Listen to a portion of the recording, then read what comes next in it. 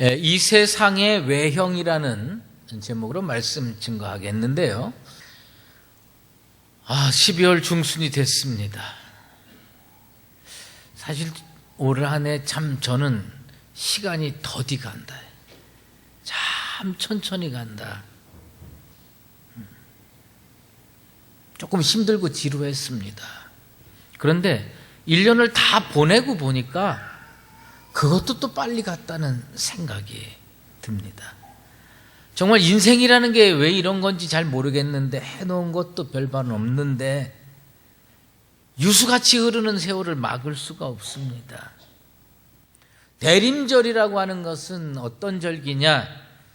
그리스도를 기다리는 절기입니다. 그 대림절이 되면 제 마음속에 사실 이게 대림절하고 그렇게 관계가 없는 이야기인데 그럼 늘 떠올라요. 그 대림절 때 이 이야기가 늘 떠올라서 여러분하고 잠깐 나누려고 합니다. 그 서정주 시인이 아마 돌아다니는 전설이죠. 이야기를 이렇게 글로 만들어서 정착시킨 것 같아요. 어떤 젊은이가 결혼을 했어요. 신랑 신부 결혼을 했습니다. 옛날이니까 그 신부 이렇게 족두리 하고 초록 저고리에 다홍치마 입고 그 다음에 이 첫날 밤에 이렇게 가만히 앉아 있고 이제 신랑이 그걸 풀어주기를 기다리고 있습니다. 근데 이 철없는 신랑이 오줌이 매려운 거야. 그 중요한 시기에 오줌이 매려워가지고 화장실을 갑니다. 근데 이제 철이 없다 보니까 뭐든지 서두르고 급하게 하겠죠. 그래서 급하게 서두르면서 나갔는데 그 신랑의 옷자락이 그 문짝기에 걸립니다. 근데 이 신랑이 그걸 좀 자세히 살피지 음탕한 신부가 그 새를 못 참고 옷자락 잡아 당기는 줄 알고 오줌 누고 그냥 갔어요. 자기네 집으로 갔어요. 그리고 세월이 얼마 흘렀느냐? 한 50년이 흘렀습니다. 우연찮게 옛날 그 장가들 때 그 집 옆을 지나가게 돼서 옛날 생각하면서 근데 집이 다 퇴락하고 그렇게 돼 있는 거예요. 아무도 사는 것 같지가 않아요. 인기척이 없어요. 문을 열고 들어갔습니다. 문을 열고 들어갔는데 그 신부가 여전히 초록 저고리 다홍치마 입고 신랑이 그 모든 것들을 풀어주기를 기다리고 있는 거예요. 그 순간에 이 신랑이 그 상황을 다 이해를 했어요. 이 여자가 음탕해서 나를 붙잡은 게 아니라 내가 어디에 걸렸었구나. 그걸 깨달은 거예요. 너무 미안하고 안 돼서 그 50년을 기다린 그 신부한테 다가가서 이렇게 끌어안으려는데 제가 돼서 팍 사그러졌다는 슬픈 전설입니다. 참 얼마나 안타까운 기다림입니까? 50년을 기다리다가 제가 돼버린 신부 이야기입니다. 대림절은 그거와 전혀 다릅니다. 그리스도인이 대림절을 지나면서 두 가지 중요한 포인트가 있어요. 하나는 뭐냐면 기다려야 한다는 겁니다. 그런데 기다림만 가지고는 온전한 대림절이 될 수가 없습니다. 대는 기다릴 때자예요. 림은요 임할 임자예요. 그러니까 뭐냐면 기다리기만 해가지고는 대림절이 될 수가 없어요. 그리스도의 강림이 필요한 거예요. 그리스도가 나를 찾아오는, 그래서 기다렸던 나와 예수 그리스도가 만날 때 온전한 대림절이 되는 겁니다. 난 우리 강북제일교회 성도들 이번 대림절 기간 동안에 믿음으로 예수님을 잘 기다리셔서 강림하시는 예수님을 꼭 만나는 이 50년을 기다려서 제가 돼버린 신부 같은 인생이 아니라 성경에 보면 시몬이라고 나옵니다. 그 시몬은 잘 기다려서 예수님을 자기 팔로 안는 능력의 역사를 체험했습니다. 그런 역사가 여러분 인생 가운데 이루어지게 되기를 주의 이름으로 축원합니다. 시몬이 어떻게 했습니까? 이스라엘의 위로를 기다렸어요. 그런데 성령의 지시를 받았습니다. 너는 예수 그리스도를 만나기 전에는 죽지 아니하리라. 그래서 그 성령의 지시, 성령의 말씀을 굳게 부여잡고 매일 성전으로 나갔습니다. 할 일이 없어가지고, 딱히 할 일이 없어가지고 매일 성전에 나간 것이 아니라 성령의 지시를 받고, 내가 믿음으로 잘 기다리면 탄생하신 메시아 그리스도를 만날 수 있구나 소망 가운데 가서 강림하신 그리스도와 만났다고 하는 겁니다. 파수꾼이 아침을 기다림보다 더하다는 표현처럼 시므온은 정말 파수꾼의 심정을 가지고 그리스도를 기다리다가 죽기 전에 그 팔에 예수 그리스도를 안는 은혜를 맛봤습니다. 사랑하는 성도 여러분, 이번 성탄절에 여러분의 팔로 예수 그리스도를 끌어안게 되기를 바랍니다. 그러기 위해서는 우리는 어떻게 해야 되냐? 잘 기다려야 돼. 믿음으로 잘 기다려야 돼. 아주 오래 기다릴 것 같지만 그렇지 않습니다. 사도 바울이 고린도 교회 성도들에게 뭐냐면 그때가 단축하여졌다. 얼마 남지 않았다는 겁니다. 사람들이요, 믿음으로 살기 힘들어합니다. 하지만 그렇게 많이 기다릴 필요가 없다는 겁니다. 여러분 생명 사랑하시죠? 벤자민 플랭클린이라고 하는 사람이 그런 얘기를 했어요. 너의 생명을 사랑하느냐? 시간이 너의 생명이다. 우리는요, 여기 피가 생명인 줄 알고 육체가 생명인 줄 아는데 그게 아니라 시간이 생명이에요. 왜요? 우리는 언제까지 살아있느냐? 이 땅에 살아있는 건 뭐냐? 하나님이 1900 몇 년부터 2000 몇 년까지 너 살아라 하고 기간을 딱 정해주셨어요. 그러면 그 기간 동안에 우리는 살아있는 거예요. 우리는 생명이 있는 거예요. 여러분 인생의 시간이 몇입니까? 제가 지난번에 그 김난도 교수의 아프니까 청춘이다를 인용하면서 24시간으로 계산을 해보면 저는 그저 오후 2시가 조금 지난 사람입니다. 근데 이 나머지 시간을 어떻게 지내느냐에 따라서 이 시간을 잘 지내면 생명의 사람으로 살게 되는 거고 이 시간을 잘못 지내면 살아있다는 이름만 가졌지 죽은 거와 다를 바가 없는 겁니다. 여러분은 이 정해진 시간에 그저 정말 잘 살 수 있을 거라고 생각하시죠. 그런데 세상은요 진짜 아플 일도 많고 죽을 일도 많고 힘든 일도 많아요. 그래서 그런 일이 닥치면 제대로 살기가 참 어렵습니다. 언젠가 저희 모친께서 아프셔가지고 고대 그 안암병원에 응급실로 모시고 간 적이 있어요.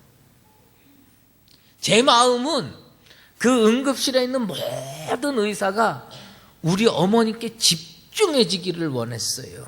그런데 이 의사들이 얼마나 바쁘신지 다른 어떤 한 사람한테 다 신경을 쓰고 있는 거예요.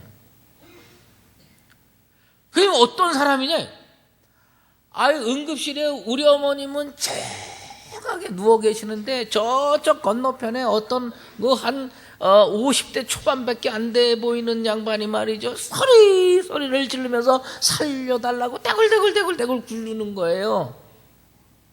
내가 볼 때는 우리 어머님이 더 중병이었는데 그 사람 하도 소리를 지고 떼굴떼굴 구르니까 의사들하고 간호사들이 전부 거기 가가지고 어찌할 줄을 몰라가지고 응급실 의사들이 그냥 발을 동동 구르고 그냥 신경을 쓰고 그러더라고요. 그래서 궁금해가지고 도대체 어디가 아파서 저렇게 소리를 지르나 하고 가까이 가서 봤어요. 그러면서 보니까요 별거 아니더라고. 제가 보기엔 아주 별거 아닌데 그렇게 소리를 지르는 거예요. 그 왜 그랬느냐? 이 양반이에요. 그 당시에 약간 초겨울이어서 좀 추웠는데, 날씨가 쌀쌀해지니까 아마 점심 식사 때 뭐라 그러죠? 좀 뜨끈뜨끈한 국물이 있는 음식을 먹기를 원했나 봐요. 그래서 이 사람이 시킨 음식이 뭐였느냐? 도가니탕입니다. 도가니탕을 딱 시킨데 아마 그 도가니탕 집에서 도가니를 팔팔팔 끓여가지고서 딱 내왔나 보죠. 이 성질 급한 이 사람이 도가니 하나를 탁 끓여가지고 입에다가 탁 집어넣는데 너무 뜨거운 거야. 너무 뜨거우면 어떻게 돼요? 뱉어야지. 근데 이 사람은 너무 뜨거우니까 홀라당 넘겨버렸어.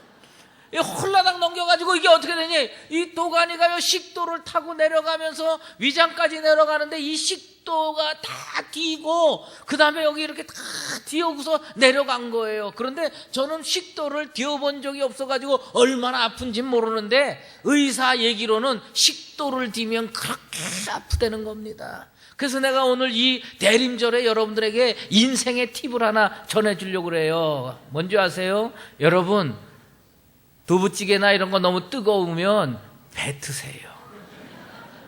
괜히 넘겨가지고 응급실에 실려가지 말고 뱉어요. 네? 이 사람 넘겨가지고 얼마나 떼굴떼굴 구르는지 모르는 거예요. 여러분, 우주의 종말은 언제 오는지 몰라도 개인의 종말은 하나님께서 정해놓은 시간의 범주를 벗어날 수가 없는 거예요. 그래서 사도 바울이 너희들은 이 땅에서 어떻게 살아야 되느냐? 세상의 물건 쓰는 자들이 다 쓰지 못하는 것처럼 살라는 겁니다. 어떻게 살아야 바로 살 수 있느냐?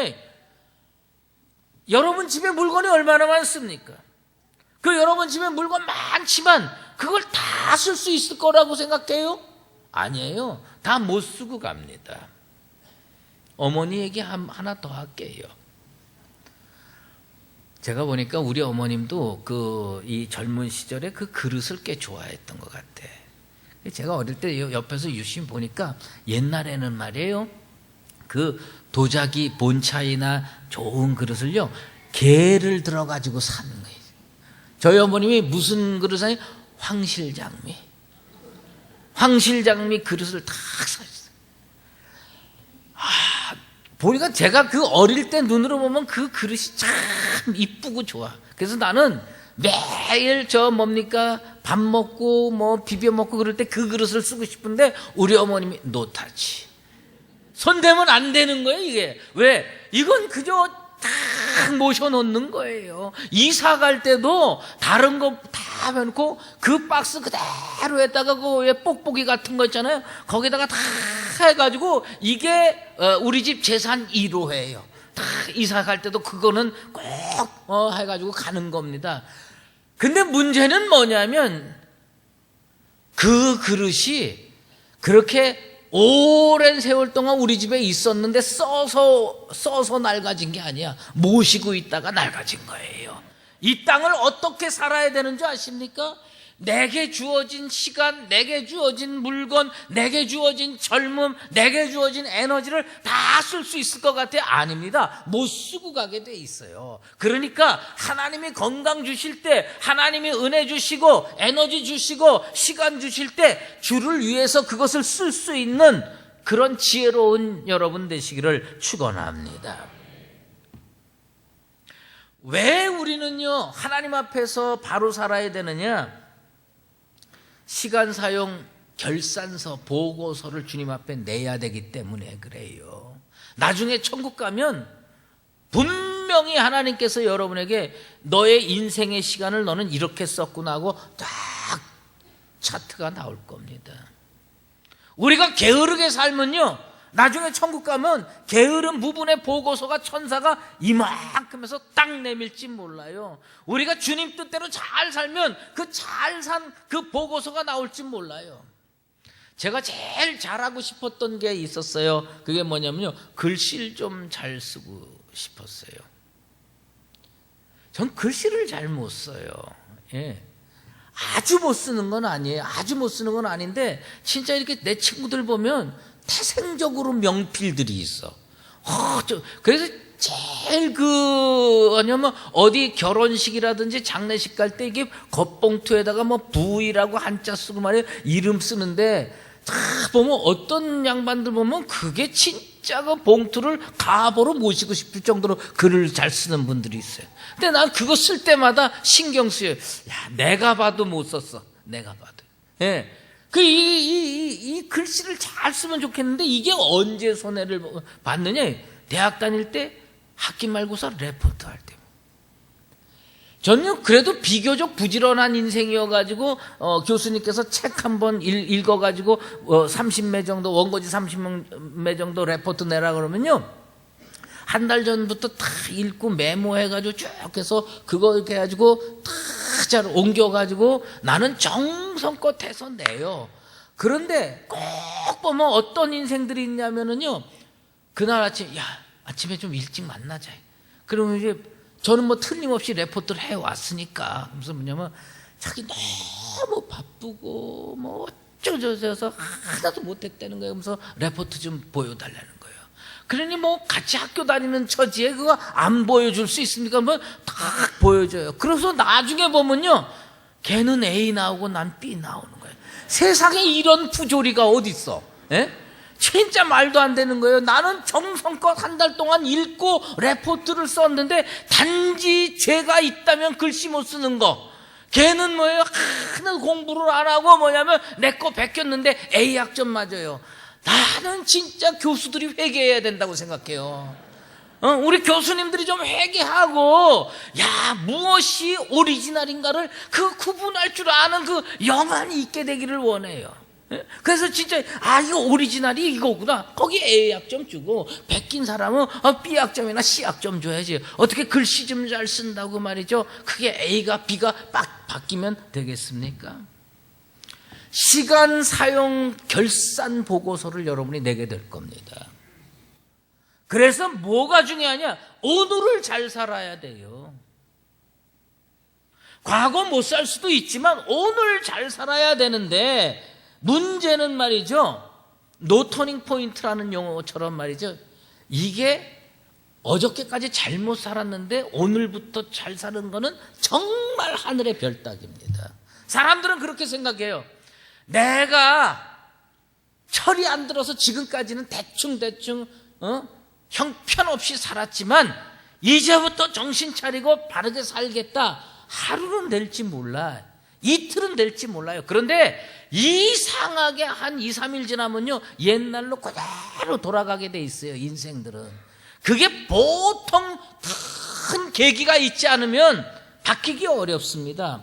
그런데 그건 내 얘기가 아니에요. 성경에 분명히 그렇게 쓰여 있어요. 나중에 집에 가셔서요 요한계시록 22장 11절을 꼭 기억했다가 찾아보세요. 그러면 우리는 이렇게 생각해요. 내가 지금 뭐 직장 다니고 바쁘니까 지금은 좀 뭐 대충 세상적으로 살다가 나중에 은퇴해가지고 하나님의 은혜 받고 그리고 나서 올바로 살면 그때 하나님께서 의의 면류관 주시고 축복 주시고 그럴 수 있지 않겠나. 여러분은 다 그렇게 생각할지 모르지만 그게 인생이 그렇게 마음대로 되는 게 아니에요. 우선 그때까지 산다는 보장도 없고 무엇보다도 지금 형편없이 살았는데 그때 잘 사는 거 거의 불가능합니다. 요한계시록 22장 11절에 보면 뭐라고 돼 있냐면 불의를 행하는 자는 그대로 불의를 행하고 더러운 자는 그대로 더럽고 의로운 자는 그대로 의를 행하고 거룩한 자는 그대로 거룩하게 하라. 무슨 얘기냐? 내 뜻대로 의로워지지 않는다는 겁니다. 내 생각대로 거룩해지지 않는다는 겁니다. 지금부터 거룩하게 살려고 몸부림쳐도 그때 거룩하게 살까 말까 한데 지금은 대충 살고 지금은 형편없이 살고 나중에는 잘 살 수 있을 거라고 생각하십니까? 그거 그렇지 않습니다. 우리가 이 잘못된 인생 그릇 사는 인생을 바꿀 수 있는 길이 뭐냐면 하나님의 은혜가 내게 임해야 돼요. 대림절에 예수 그리스도가 왜 그 기다린 사람들에게 임했습니까? 예수님이 임해야 구원을 얻는 것처럼 마찬가지로 주님의 은혜가 내 인생에 강력하게 임해야 내 인생이 근본적으로 바뀌어지게 될 줄로 믿습니다.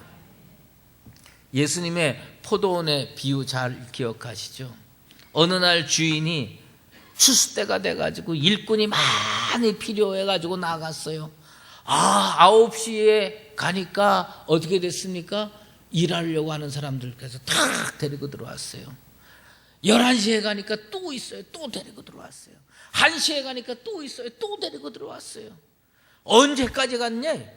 오후 5시에 설마 지금은 없겠지 하고 이렇게 가보니까 오후 5시에도 빈둥빈둥 놀고 있는 사람이 있어서 데리고 왔어요. 주인께서 그 모든 사람에게 한 데나리온을 허락해 주셨습니다.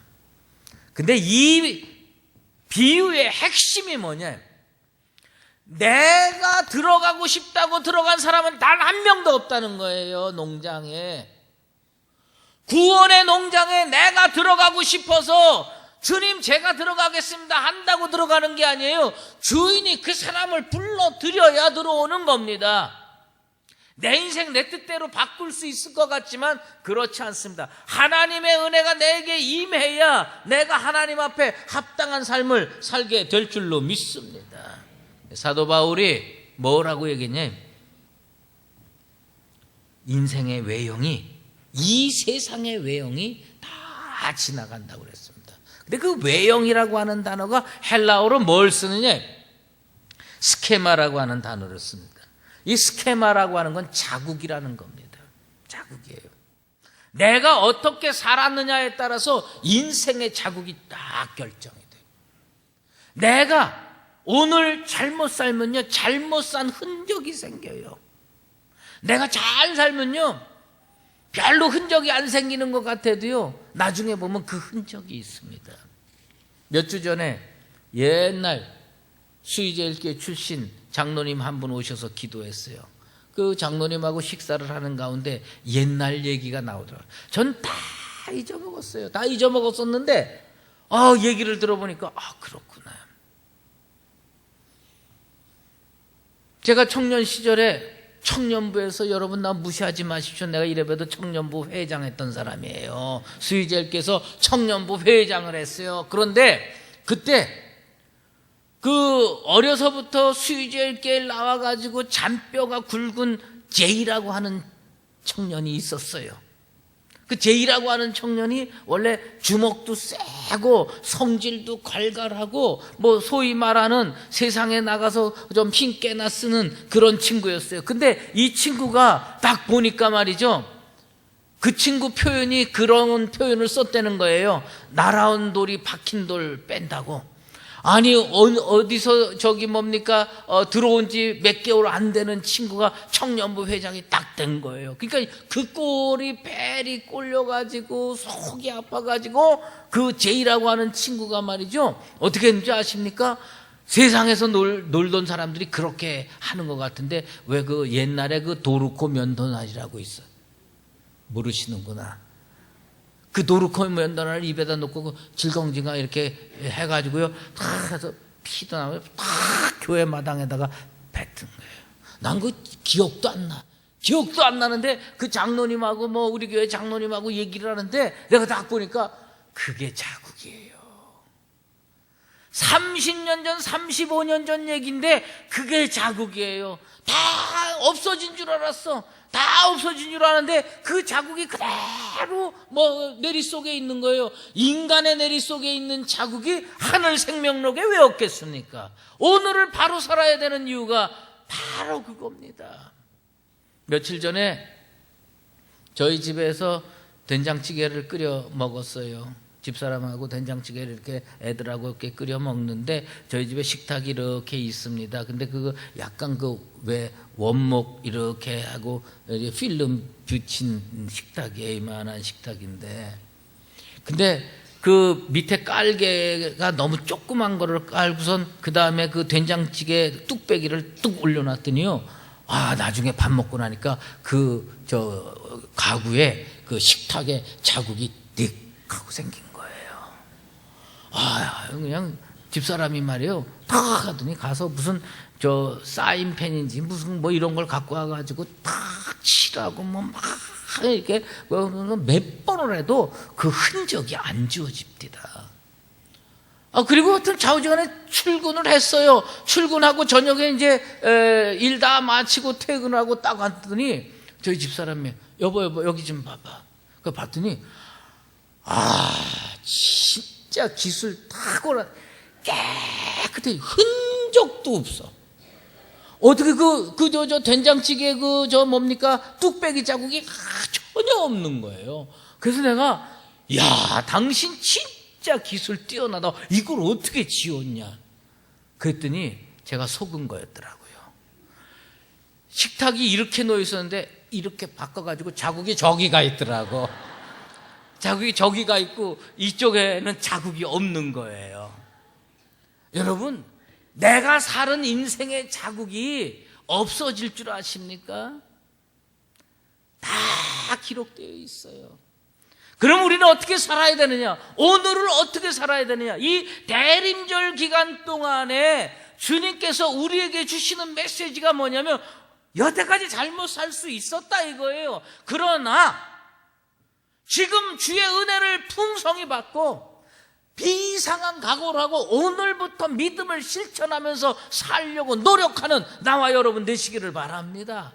그러면 과거의 흔적들이야 우리 주님께서 은혜로 씻어질 줄 믿고 오늘부터는 새로운 흔적, 은혜의 흔적, 능력의 흔적, 믿음으로 잘 산 흔적을 만들어가는 나와 여러분 되시기를 바랍니다. 그래서 그런 의미로 사도 바울이 우리에게 권면한 말씀이 있어요. 뭐냐? 흐트러짐 없이 주를 섬겨라. 예수를 어떻게 믿어야 되느냐? 신앙생활을 어떻게 해야 되느냐? 뭐 조금만 일이 있으면 신앙이 흔들려요. 제가 제일 이해할 수 없는 표현이 뭐냐?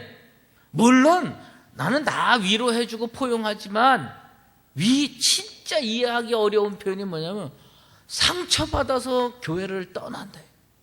상처받아서 예수 안 믿겠다. 그렇게 살면 안 됩니다.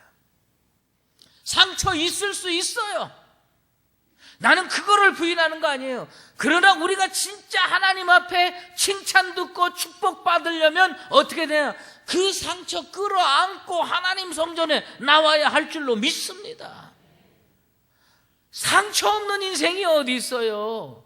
어렵고 힘든 과정을 겪었는데 왜 상처가 없겠습니까? 그러나 그 상처 끌어안고 주님 앞에 나와서 오늘부터라도 흐트러짐 없이 주를 섬기는 그 삶의 자세를 보시고 우리 하나님께서 은혜 주시고 축복 주시게 될 줄로 믿습니다. 무슨 일이 있어도 신앙으로 바로 걸어가자요. 아무리 어려운 일이 있어도 눈물을 톡톡 흘리는 한이 있어도 신앙으로 바로 걸어가자요. 우왕좌왕하지 말자요. 갈팡질팡하지 말자요. 가끔 보면 말이에요, 새벽 기도회 마치고 집에 돌아갈 때 보면 이해를 하겠어요. 뭐냐? 인생이 힘들었겠구나. 직장에서 퇴출됐는지 사업을 들어먹었는지 그건 잘 알지 못하지만 어디서 밤새 술을 마시고 집도 제대로 못 찾아가면서 비틀비틀하면서 보도블럭 위에 누워가지고 그래도 또 먹겠다고 소주 한 병 손에 들고 그 인생이 바뀌겠습니까? 어려운 일 이해해요. 힘든 일 인정합니다. 그러나 우리는 어떻게 살아야 되냐? 주님 앞에 바로 살아야 돼요. 흐트러짐 없이 바로 살면 우리 하나님께서 세상의 외형은 다 지나갈지 몰라도 우리 앞에는 축복을 약속해 놓으신 줄로 믿습니다. 사랑하는 강북제일교회 성도 여러분, 대림절에 무엇을 점검해야 되느냐? 나의 신앙 자세를 점검해야 된다. 나는 무슨 일이 있어도 아무리 어렵고 힘들어도 예수 믿고 주님 발자취 따라가려고 하는 흐트러짐 없는 신앙 자세를 지녔냐? 아니면 일마다 때마다 쓰러지고 넘어지고 좌절하고 그리고 하나님 품을 떠나려고 하고 그렇게 살았나요? 시므온이 성령의 지시받고 주님 기다리면서 매일 성전에 나가서 믿음으로 바로 살아서 강림하신 예수 그리스도를 품에 안았던 것처럼 아무리 어렵고 힘든 일이 있어도 흐트러짐 없이 주를 섬겨 살아서 이번 성탄절에는 여러분 두 팔에 탄생하신 아기 예수가 이렇게 안겨있게 되길 바라고 그 아름다운 시당을 가지고 남은 평생 곧바로 걸어가서 하나님 앞에 더 큰 은혜와 축복을 받아 누리는 나와 여러분 다 되시기를 예수 그리스도의 이름으로 축원합니다. 이제는 우리 주 예수 그리스도의 은혜와 하나님 아버지의 극진하신 사랑하심과 성령의 인도하시고 교통하심이 하나님의 큰 기적과 은혜와 역사를 기다리며 오늘부터 믿음으로 다시 한번 바로 살겠다고 작정하고 결단하며 실천하는 사랑하는 강북제일교회 모든 성도들 머리머리 위에와 주의 은혜를 기다리는 우리 교회 위에 이제로 영원히 함께 계시옵기를 간절히 축원하옵나이다.